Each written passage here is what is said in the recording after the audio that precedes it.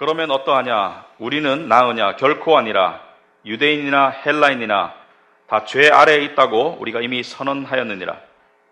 기록된 바 의인은 없나니 하나도 없으며 깨닫는 자도 없고 하나님을 찾는 자도 없고 다 치우쳐 함께 무익하게 되고 선을 행하는 자는 없나니 하나도 없도다. 그들의 목구멍은 열린 무덤이요 그 혀로는 속임을 일삼으며 그 입술에는 독사의 독이 있고 그 입에는 저주와 악독이 가득하고 그 발은 피 흘리는데 빠른지라. 파멸과 고생이 그 길에 있어 평강의 길을 알지 못하였고 그들의 눈앞에 하나님을 두려워함이 없느니라 함과 같으니라. 우리가 알거니와 무릇 율법이 말하는 바는 율법 아래에 있는 자들에게 말하는 것이니 이는 모든 입을 막고 온 세상으로 하나님의 심판 아래에 있게 하려 함이라. 그러므로 율법의 행위로 그의 앞에 의롭다 하심을 얻을 육체가 없나니 율법으로는 죄를 깨달음이니라. 아멘. 기도하겠습니다. 아버지 하나님, 오늘 또 우리에게 주시는 말씀을 감사합니다. 우리가 감정적인 터치보다 또 일시적인 위안보다 더 깊은 하나님의 은혜가 하나님께서 우리의 실상을, 우리의 죄를 드러내심에 있는 것을, 그 놀라운 비밀을 오늘 본문을 통해서 다시 한번 우리가 맛보고 왜 예수님이 십자가에 죽으셨는지, 복음이 무엇인지, 하나님의 은혜가 우리에게 어떻게 주어졌는지 다시 한번 깨달을 수 있는 귀한 시간 될 수 있도록 하옵소서. 저의 입술을 주장하여 주시옵시고 우리 성도들의 마음과 그 묵상을 주장하여 주시옵소서. 예수님 이름으로 기도합나이다. 아멘. 이 로마서 시리즈를 하면서 영어 예배하고 같은 본문을 하고 있습니다. 그런데 이 로마서를 하기 전에 우리 영어 예배에서 설교하시는 분들과 제가 상의를 했는데 이 로마서가 상당히 어려운 책이다. 내용도 어렵지만 또 하나 이 내용이 사람들이 상당히 힘들어하는 내용이 들어있다. 사람들을 소위 말해서 기분 나쁘고 불쾌하게 하는 내용들이 로마서의 전반부에 특히 많이 들어있습니다. 최근에 우리 성도님들 중에 몇 분이 이렇게 저한테 간접적으로 이렇게 우려를 표시하셨어요. 목사님이 하시는 설교를 우리는 이해를 하겠는데 혹시 인터넷에서 듣는 분들이 있다면 굉장히 목사님이 좀 오해를 받을 수 있겠다. 좀 강하고 딱딱하고 날카로워서 사람들이 은혜를 느끼기보다는 거부감을 느끼기가 쉽겠다. 그래서 저를 생각해서 해주시는 말씀인 것 같습니다. 근데 오늘 본문을 보니까 어떻게 이걸 부드럽게 불쾌하지 않도록 할 수 있을지. 의인은 없나니 하나도 없으며 그들의 목구멍은 열린 무덤이고 그 혀로는 속임을 일삼고 그 입술에는 독사의 독이 있고. 여러분에게 한다고 한번 생각해 보세요. 이 말씀을. 그 입에는 저주와 악독이 가득하고 그 발은 피 흘리는데 빠른지라. 파멸과 고생이 그 길에 있어. 이것은 어디 이 감옥에 있는 사형수에게 하는 말이 아니라 인류 전체를 향한 말씀입니다. 우리를 향한 말씀입니다. 그래서 이 설교자들이 이 소위 사람을 일부러 기분 나쁘게 한다든지 또는 적을 만들고 싶은 사람이 없을 것입니다. 그래서 설교자들은 되도록이면 은혜로운 내용을, 은혜롭게 들리는 내용을, 모든 말씀이 은혜롭죠. 은혜롭게 들리는 내용을 설교하기를 편애합니다. 예를 들어서 시편 23편, 여호와는 나의 목자시니 내게 부족함이 없으리로다. 그가 나를 푸른 초장의 풀밭에 누이시고 쉴만한 물가로 인도하시는도다. 들으면서 이렇게 그냥 이렇게 위로가 되고 마음에 이렇게 고요가 스며드는 것 같고. 그렇죠. 그런데 말이죠. 시편 23편을 제대로 이해하려면 시편 22편을 제대로 이해해야 됩니다. 시편 22편은 무엇에 관한 내용입니까? 예수님께서 십자가에서 잔인하고 예수님께서 십자가에서 참혹하게 돌아가시는 장면을 예언한 것이 시편 22편입니다. 그러므로 시편 22편에 예수님의 십자가의 잔혹함을 이해하지 못하고는 여호와가 나의 목자가 될 수가 없습니다. 예수님의 잔혹한 십자가가 나의 십자가가 되기 위해서는 나의 적나라한 죄를 알지 못하고는 십자가를 깨달을 수 없습니다. 그러므로 나의 죄를 깨닫지 못하고 십자가를 믿을 수 없고 십자가를 제대로 깨달을 수 없는 사람은 여호와가 나의 목자가 아닙니다. 여호와는 나의 목자라는 것은 바로 십자가를 통해서 그 십자가의 은혜를 깨달은 사람, 그 십자가의 은혜를 깨닫기 전에 복음의 전반부인 인간의 죄성을 깨달은 사람. 그래서 복음은 전반부와 후반부가 있다. 복음은 서론이 있고 본론이 있다. 복음은 첫 번째 장막이 있고 두 번째 결론이 있다. 첫 번째가 무엇입니까? 인간의 죄와 타락, 인간의 철저한 망가짐을 깨닫지 못하고 하나님의 전적인 은혜를 이해할 수 없습니다. 그래서 사도 바울은 지금까지 인간의 복음의 전반부인 인간의 죄성과 인간의 타락과 인간의 철저한 망가짐을 우리가 깨달아서, 그래서 우리가 복음을 정말 깊이 깨달을 수 있도록, 하나님의 은혜를 정말 깊이 깨달을 수 있도록 준비시켜 주기 위해서 1, 2, 3장에서 이렇게 우리를 가르치고 있다. 그러므로 우리가 이 복음의 진리를 겸손히 배우고자 하는 마음으로 오늘 본문을 대해 주시길 바랍니다. 9절에 보면 시작하겠습니다. 그러면 어떠하냐? 우리가 나으냐? 여기서 우리는 무엇을 말합니까? 유대인과 사도 바울을 포함한, 사도 바울과 함께 복음을 전했던 사도 바울의 동역자들을 포함한, 소위 말해서 거듭난 그리스도인들과 유대교 율법자들과 모든 유대인들을 포함한 우리가 저 이방인들, 하나님을 모르고 예배하지 않고 말씀에서 제외된 저들보다 나으냐? 뭐라 그럽니까? 결코 아니라. never. 결코 나을 것이 없다.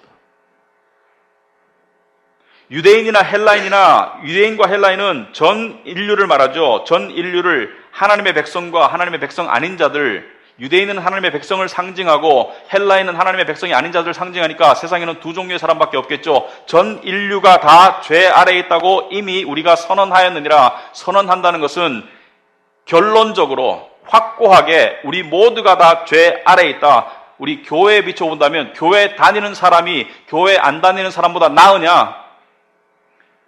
우리는 은연중에 낫다고 생각하는 사람들이 있습니다. 더 도덕적이고 더 양심적이고 더 행동이 바르다고 생각할 수 있지만, 그것이 하나님의 은혜로 이루어질 수는 있겠지만 본질적으로 우리가 교회 다니지 않는 사람보다 나으냐? 아니요.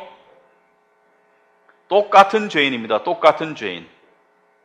그래서 세상에는 한 종류의 사람과 두 종류의 사람이 있습니다. 모두가 죄인인데 용서받은 죄인과 용서받지 못한 죄인이 존재할 뿐이지 모두가 죄인이다. 죄 아래에 있다는 것은 죄의 힘과 지배 아래에 있다. 죄의 힘이 무엇입니까? 죄를 통해서 무엇이 들어왔나요? 사망. 그래서 모든 인간은 죄 가운데 죽어서 태어난다. 육신적으로 살아있을지 모르지만 사망이 예약되어 있고 영적으로는 죽어서 태어난다. 그래서 영어로 DOA, Dead on Arrival. 도착하자마자 죽어 있다. 이게 인간의 실체이다. 죄 가운데 죽어 있다. 그래서 사람들은 이걸 이해를 못해요. 왜? 죽음을 존재의 소멸이라고 생각하기 때문에. 그러나 죽음은 존재의 소멸이 아니라 죽음은 하나님으로부터의 분리가 죽음입니다. 그래서 하나님으로부터 주어질 생명의 불멸성을 상실한 상태가 죽음이기 때문에 모든 인간은 자연 상태에서 죽은 상태로 이 땅에 도달해서 그 다음에 육신의 죽음을 기다리고 있으며 그 이후에 둘째 사망, 곧 지옥의 하나님으로부터 영원한 분리를 예정되어 있는 상태로 태어난다. 그래서 인간의 상태가 굉장히 비참해요. 성경에서 전하는 인간의 상태가 굉장히 비참합니다. 그래서 10절부터 18절까지는 이게 기분 나쁘게 들리면 아직 은혜를 모르시는 거예요. 이게 기분 나쁘게 들리면 좀 더 기분 나쁘도록 제가 만들어주고 싶어요. 그래서 은혜를 깨닫도록.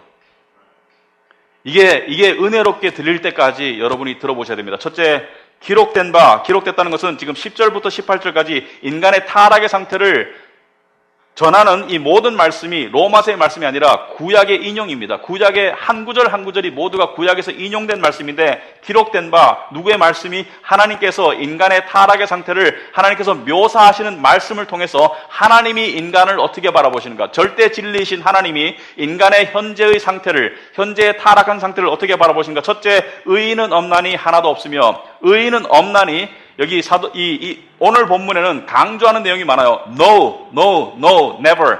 의인은 없나니 하나도 없다. No one is righteous. No one. 하나도 의인이 없다. 의인은 무엇입니까? 의인은 하나님 앞에 인정받고 받아들일 수 있는 자격 있는 사람. 의인은 하나님 앞에 섰을 때 하나님의 심판 앞에서 정죄받고 처벌받지 않을 자격이 있는 사람. 그러므로 의인은 하나님이 인정할 수 있는, 하나님이 죄 없다고 인정할 수 있는 의인은 없나니 하나도 없으며 11절에 깨닫는 자도 없고 하나님을 찾는 자도 없다고 말했습니다. 깨닫는 자가 없다. 무엇을 깨닫는 것을 말합니까? 무엇을?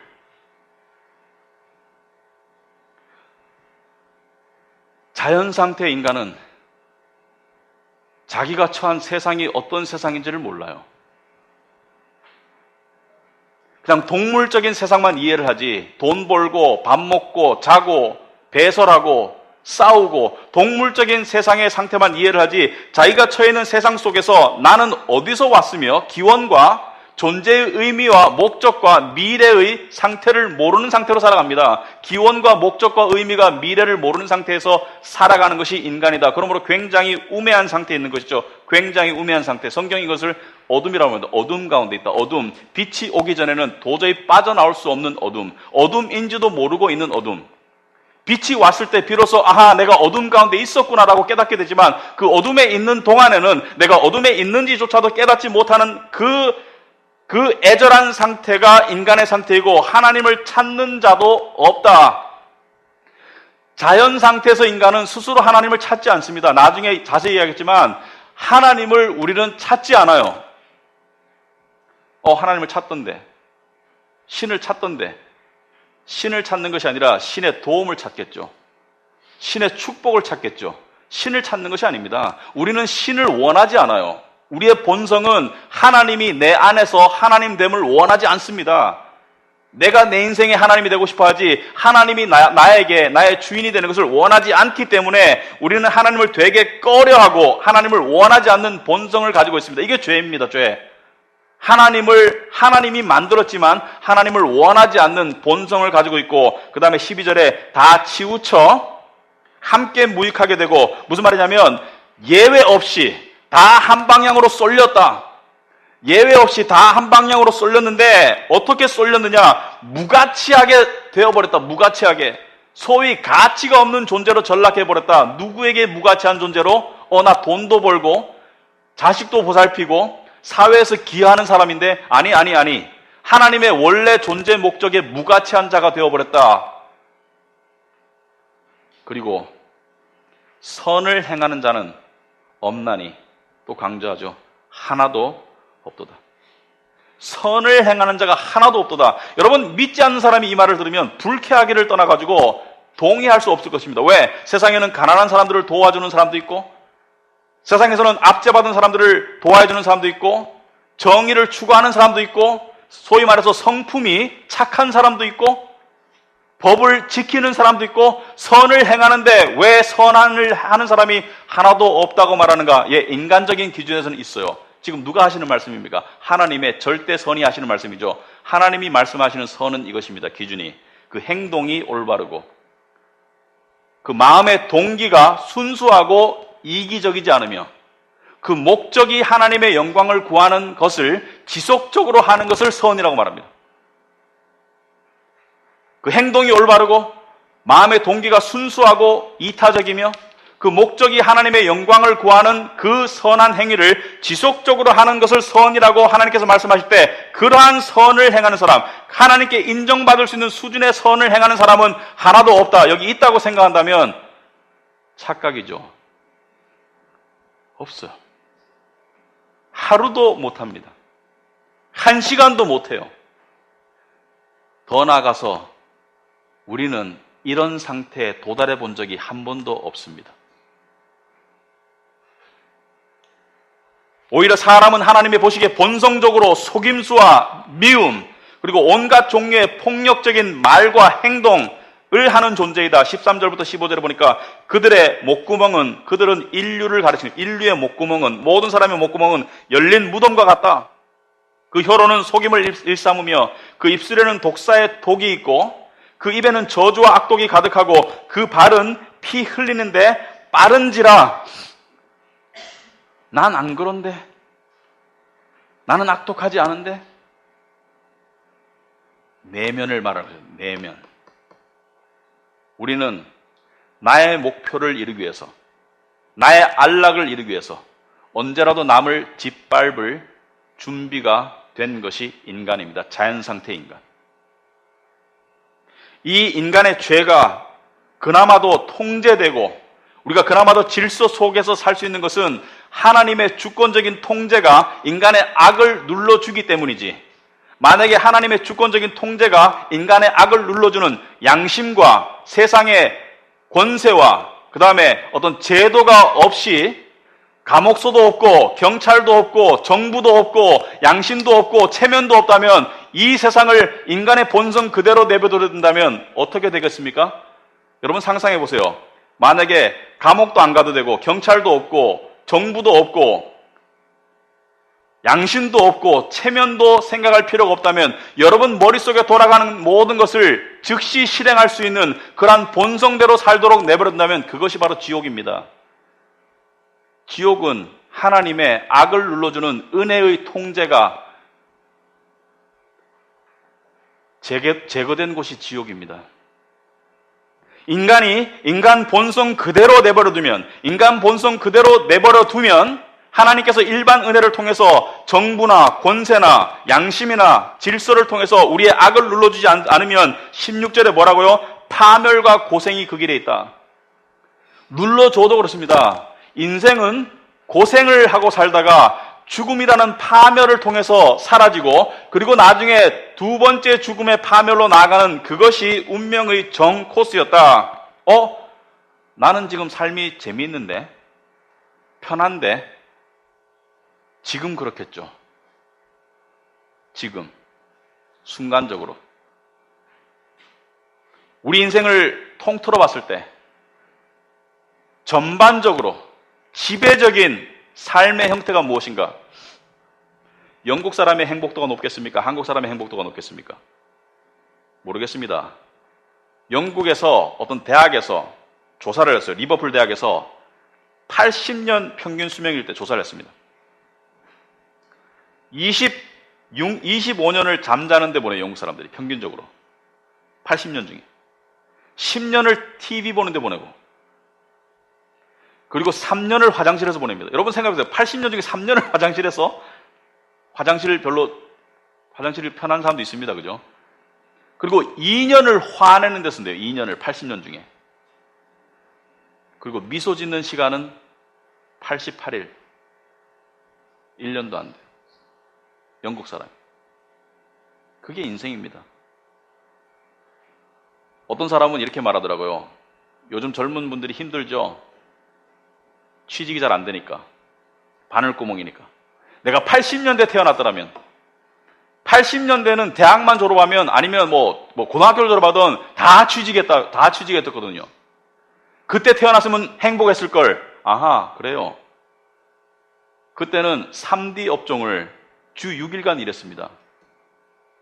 그리고 남자의 평균 수명이 61.7세였어요. 은퇴하면 바로 죽음을 준비해야 되는 게 80년도였습니다. 돌아가고 싶으세요? 우리는 마치 평안한 시절이 존재했던 것처럼 그 시절의 좋은 것과 지금의 나쁜 것만을 비교하면서 마치 옛날이 좋았던 것처럼 그렇게 착각하지만, 그 시대 나름대로 그 시대마다 고난의 삶을 다 살았었습니다. 고난의 삶을. 이 통계도 요즘에 스마트폰을 하루에 우리나라 사람들이 평균 몇 시간을 보냐면요. 평균 4시간 11분을 봅니다. 80년 기준으로 13.3년을 스마트폰 속에서 보내고 있어요. 자는 시간 빼고 일하는 시간 빼고 스마트폰 시간 빼면은 거의 먹고 화장실 가는 거 빼고는 없을 겁니다. 스마트폰을 왜 봅니까, 여러분? 저도 봐요. 4시간을 안 보지만. 왜 봅니까? 재미있어서 봅니까? 아니면 무료해서 봅니까? 전자도 있겠지만 후자가 더 강할걸요? 왜 그렇습니까? 인생이 고난이다. 별 볼 일 없는 거예요. 그게 인생입니다. 재미있을 수 있는 것을 재미있어 하세요. 맛있는 음식을 즐기고 즐거운 시간을 즐기고 하세요. 그렇지만 근본적으로 재미없고 힘들더라도 여러분만 그런 거 아닙니다. 다 그래요. 그게 인생입니다. 그게 죄의 결과입니다. 망가진 세상 속에서 망가진 사람들이 사는데 뭐 이렇게 짜다라 재밌겠습니까? 그래서 17절에 뭐라 했습니까? 인간은 평강의 길을 알지 못하였다. 평강 또는 평안. 여러분, 사람들이 일반적으로 가장 원하는 게 평안이더라고요. 마음의 평안. 종교를 왜 갖니? 마음의 평안을 위해서. 가톨릭을 왜 다니니? 분위기가 평안해서. 불교를 왜 갔니? 산속에 가니까 평안해서. 기독교는 왜 자꾸 배척하니? 교회 오니까 시끄러워서. 여러분, 진정한 평안을 우리가 추구하죠. 어떻게? 이것을 이루면 내 삶이 평안해질 거야. 이것을 갖추면 내 삶이 평안해질 거야. 그래서 사람들은 평안을 추구하고 행복을 추구하지만 진정한 평안은 이론에만 존재하지 실제는 없어요. 순간적으로 임시적인 그냥 휴식 상태는 있지만 우리는 진정한 평안을 이 세상에서 자연 상태에서 이루려고 하고 추구하지만 그것은 이론에만 존재하지 마음속의 희망으로만 존재하지 실제로는 존재하지 않습니다. 왜 그렇습니까? 여러분, 죄 가운데 있는 인간이 죄 때문에 나중에 하나님의 심판을 받아야 되는데, 그리고 심판 뒤에 엄청난 지옥이 기다리고 있는데, 그런데 지금 평안할 수 있다? 그 평안은 우매한 평안이고 가짜 평안이죠. 진짜 평안은 평강의 원천이 되시는 하나님을 만나기 전까지는 맛볼 수 없어요. 불가능합니다. 돈으로 주는 희덕거림? 그건 평안이 아니에요. 교만이지. 맛있는 음식을 먹고 배부른 포만감? 좋죠. 동물적인 포만감. 그러나 진정한 평안, 진정한 평강은 하나님을 만나야 된다. 자, 이 모든 하나님께서 하시는 말씀이 인간의 존재, 인간의 상태에 대한 이 묘사, 이 진단 후에 그 뿌리가 되는 원인이 무엇이냐? 18절에 왜 그렇습니까? 왜 인간은 이렇게 불행한 존재가 되었는가? 왜 그렇습니까? 왜냐하면 그들의 눈앞에 하나님을 두려움이 없기 때문에. 하나님을 두려워한다는 것은 하나님을 무서워하는 것이 아니라 하나님을 공경하고 하나님께 영광 돌리는 마음이 없기 때문에 이 죄가 모든 인간의 죄의 비극의 뿌리가 된다. 그래서 세상 사람들은 이 죄 자체를 이해를 못하죠. 그리고 세상 사람들은 죄에 대한 개념을 가질 수가 없습니다. 왜? 진리가 들어가야지 내가 어떤 암흑에 있는지 알 수가 있는데, 빛이 들어오기 전에는 자기가 어떤 종류의 암흑에 있는지를 몰라요. 그래서 세상 사람들에게 큰 죄는 거짓말, 도둑질, 간음, 살인, 강도. 그렇지만 성경에서 말하는 가장 커다란 죄는, 이것보다 더 무서운 죄는, 더 근본적인 죄는 이것입니다. 피조물이 자기를 만드신 피조물이 창조주를 인식하지 못하고 그분을 공경하지 않고 그분께 영광 돌리지 않는 그것이 가장 커다란 죄이다. 그래서 죄에 대한 개념을 올바르게 가지려면 인간의 관점이 아니라 하나님 조물주의 관점으로 바라보아라. 조물주가 당신의 영광을 위해서 만들었는데 당신의 영광을 구하기는커녕 당신이 싫어하시는 죄만 짓고 당신의 창조물을 파괴하는 그 죄가 가장 커다란 죄이기 때문에 하나님을 모르고 공경하지 않는 것이 모든 죄의 근본이 됩니다. 우리가 사람을 사랑할 줄 몰라요. 왜 그렇습니까? 하나님을 사랑할 줄 모르기 때문에. 하나님을 사랑할 줄 몰라요. 왜 그렇습니까? 하나님을 알지 못하기 때문에. 그래서 우리는 때로는 종교나 도덕이나 휴머니즘 같은 것으로 우리 인간 본성의 실체를 가리고 우리를 포장하고, 우리가 솔직히 말해서 좀 친절하고 겸손하고 착한 척하지만 그 동기를 살펴보면 그것을 통해서 내 이미지를 보호하고 나를 더 나은 사람으로 남에게 드러내기 위해서 여전히 이기적인 동기로 우리는 착한 척할 때가 많죠. 이 10절에서 18절까지의 인간의 타락의 상태를 한마디로 묘사하면, 한마디로 얘기하면 인간의 전적인 타락입니다. Total depravity. Total depravity. 인간의 전적인 타락의 교리다. 인간의 전적인 타락. 이 인간의 전적인 타락이라는 것은 인간이 선을 추구하는 마음이 없거나 선을 하려고 하는 그런 의지가 없다는 것이 아니라, 이 전적이라는 것은 범위의 문제예요. 범위. 인간의 모든 영역에서 영혼, 마음, 육신, 의지, 생각, 감정, 모든 영역에서 인간은 죄에 의해서 타락해버렸다. 죄가 들어가서 물들어 버렸다. 그래서 이 인간의 전적인 타락의 교리가 지금 여기 10절부터 18절까지 하시는 말씀이고, 잘 들어보세요. 하나님께서 왜 율법을 주셨는가? 왜 성경 말씀 속에서 구약의 율법을 먼저 주셨는가? 왜 율법을 주셨냐면 이 율법을 통해서 네가 얼마나 선한 인간이 될 수 있나 한번 노력해보라고 주신 것이 아니라 네가 얼마나 망가지고 타락하고 죄인인지를 깨달으라고 율법을 주셨습니다. 19절에 보시면 우리가 알거니와 무릇 율법이 말하는 것은 율법 아래에 있는 자들에게 말하는 것이니 이는 모든 입을 막고 온 세상으로 하나님의 심판 아래에 있게 하려 함이라. 바꿔 말해서 율법을 준 것은 율법 아래 하나님의 법 아래에 있는 자들에게 그들이 하나님의 심판을 받을 때 제 죄가 있는 것이 맞습니다. 당신의 율법에 비춰볼 때 저는 죄인입니다. 그것을 깨닫고 20절에 보니까 율법의 행위로 그의 앞에 의롭다 하심을 얻을 육체가 없나니 율법으로는 죄를 깨달음이라.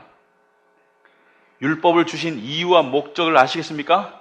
그것을 지킬 수 있는 척 위선적인 삶을 통해서 바리새인이 되라는 것이 아니라 율법주의자가 되라는 것이 아니라 율법을 통해서 내가 얼마나 율법을 지킬 수 없는 죄성을 가졌는지 내가 얼마나 율법을 싫어하고 거부하는 마음을 가졌는지 그것을 깨달으라고 율법을 주신 것이다. 그래서 이 율법을 통해서 우리는 무엇을 깨닫습니까? 나의 전적인 타락과 동시에 나의 전적인 인간의 무능을 깨닫습니다. 전적으로 타락한 인간이 선을 향해서 암흑을 벗어나는 구원을 향해서 할 수 있는 게 하나도 없다. 할 수 있는 게 없다. 마치 수렁에 빠져서 허우적거리는 사람이 스스로는 수렁을 도저히 벗어날 수 없고 벗어나려고 노력하면 할수록 더 깊이 빠지듯이 인간은 스스로 도저히 벗어날 수가 없다. 그래서 마치 인간은 교통사고에서 완전히 망가진 자동차와 같다. 폐차밖에 대안이 안 된다. 기분 나빠요? 이게 하나님의 말씀이에요. 전적인 타락과 전적인 무능 속에서 처한 인간이 이것을 벗어날 수 있는 길이 있는가 없는가? 깨닫는 자도 없고 하나님을 찾는 자도 없다. 벗어날 수 있는 길이 있을 수가 없습니다. 왜? 첫째는 벗어나야 되는 상황인지도 몰라요. 이게 암흑입니다. 내가 이것을 벗어나야 되는지도 몰라. 그리고 벗어나기 위해서 하나님을 찾아야 되는데 하나님을 찾지 않아요.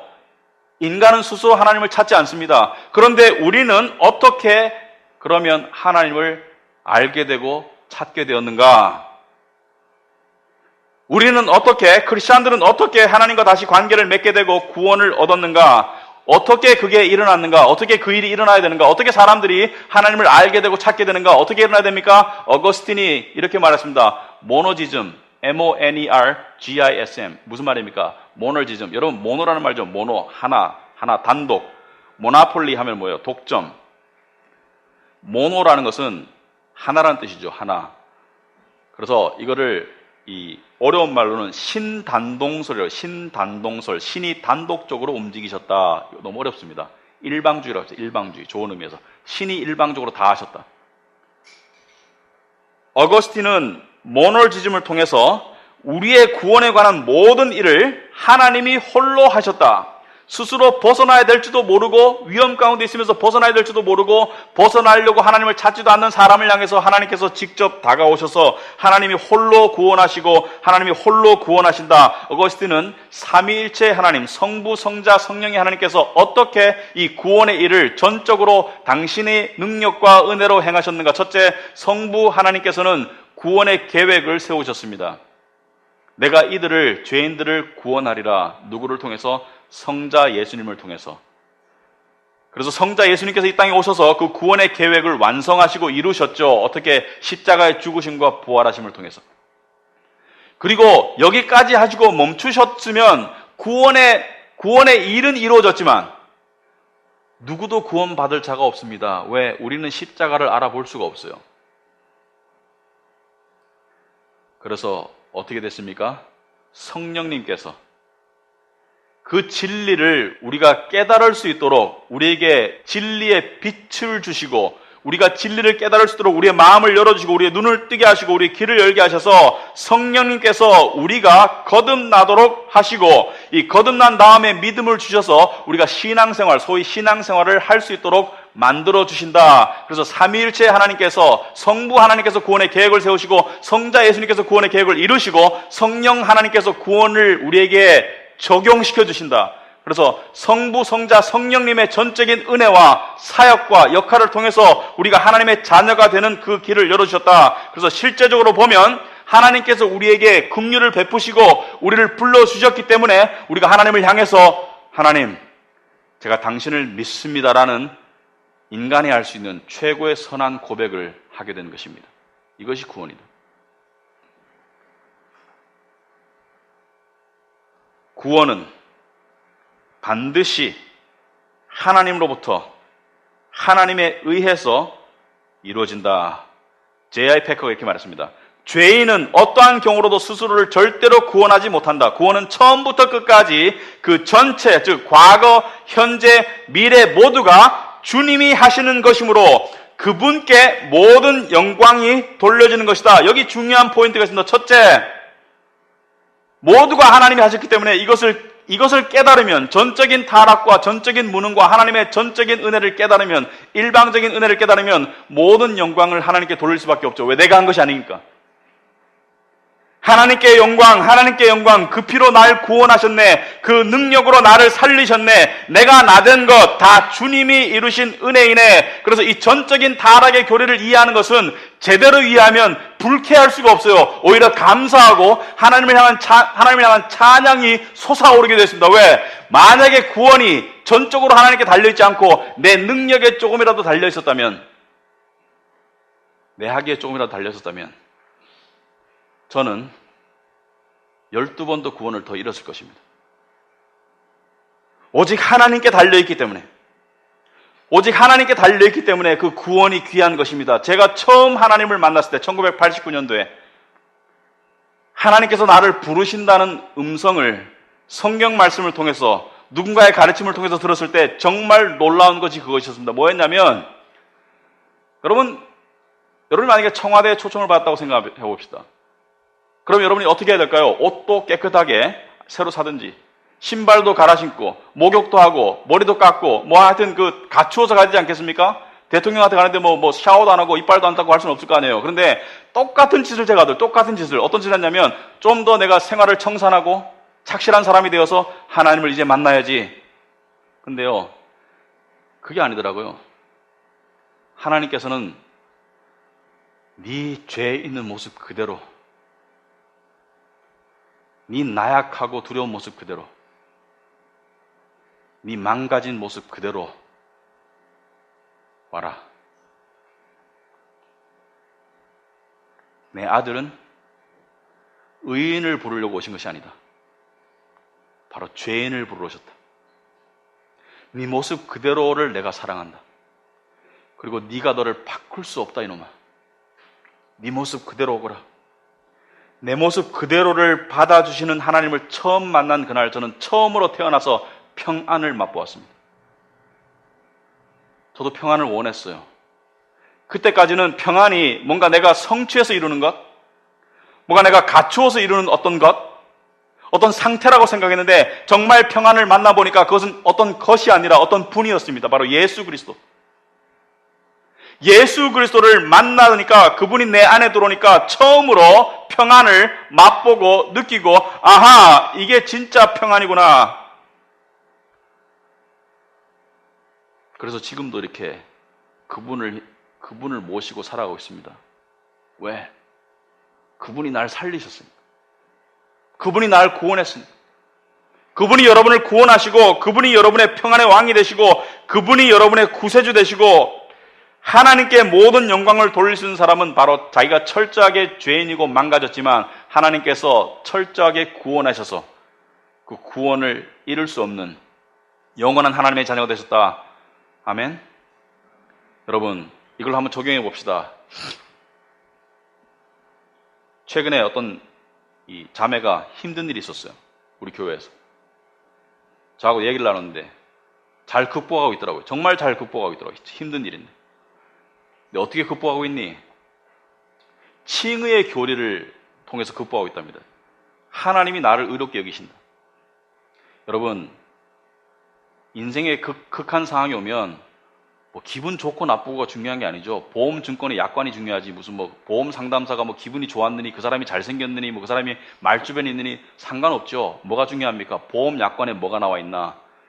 여러분, 진리를 아셔야 됩니다. 신앙생활을 올바르게 하려면, 좁은 길로 가는 올바른 신앙생활, 진리를 아셔야 됩니다. 여러분, 기도할 때 예를 들어서 어떻게 기도하십니까? 기도할 때 하나님이 이 기도를 들어줄까? 내 기도를 기뻐하실까? 내가 신앙생활 똑바로 했나?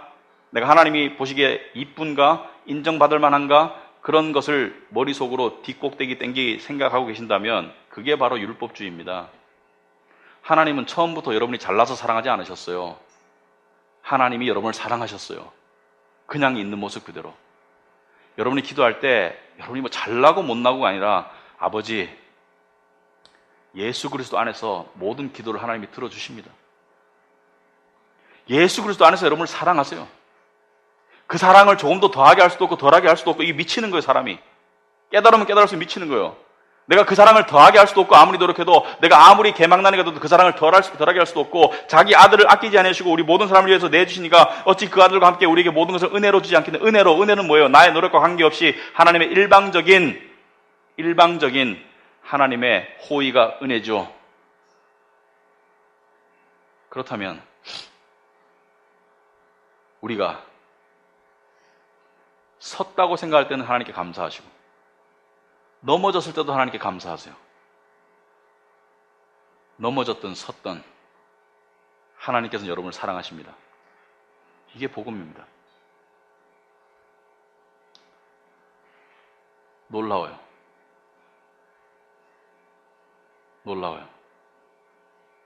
저번에 이야기했죠. 하나님의 신실함. 나의 신실함이나 나의 잘나고 못남이나 나의 성공과 실패나 나의 성취나 이런 모든 것에 관계없이 일정한 온도로, 더 뜨거울 수 없는 온도로 우리를 사랑하시는 하나님, 그 하나님이 우리를 미치게 만드는 거예요. 우리를 변화시키고, 그 하나님이 우리로 하여금 하나님을 예배하고 싶게 하고 하나님을 섬기고 싶게 하고, 이게 복음에 의한 신앙생활입니다. 우리는 원래가 망가진 존재이지만 하나님이 고쳐가시는 거예요. 그리고 마지막 작품은 예약되어 있습니다. 영광스러운 몸으로. 기도하십시오. 아버지 하나님, 감사합니다. 주의 은혜로 우리가 되었습니다. 지금 이 시간도 하나님께서 부르시는 영혼들이 있을 줄 압니다. 복음을 밝히 깨닫게 하옵소서. 하나님의 구원의 손길이 임하옵소서. 우리가 하나님 바라보고 믿는 믿음으로 세상을 이길 수 있도록 하옵소서. 예수님 이름으로 기도합나이다. 아멘.